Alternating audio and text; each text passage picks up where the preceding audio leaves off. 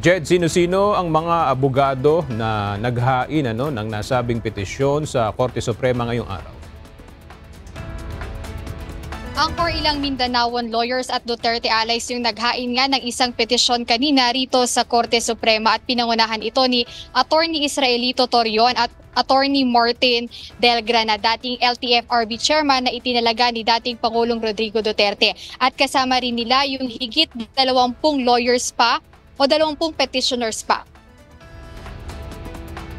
Nais ng mga petitioner na mag-issue ng Temporary Restraining Order o TRO na layong ipasantabi at ipawalang bisa ang impeachment complaint laban kay Vice President Sara Duterte. Kasama rin sa layon ng nasabing petisyon ay ipag-utos ng Korte Suprema sa Senado na huwag dinggin o talakayin ng impeachment. Nais din ng petisyon na ideklara ng Korte Suprema na walang bisa ang articles of impeachment na ipinasa ng House of Representatives sa Senado. Kinwestiyon ng mga petitioner ang prosesong isinagawa ng Kamara sa impeachment ng pangalawang Pangulo.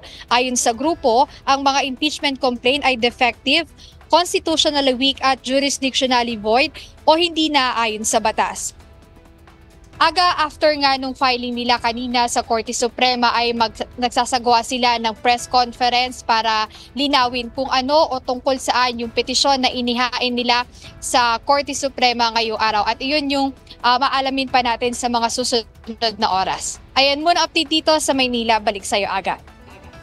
Okay, maraming salamat, Jed Neresina.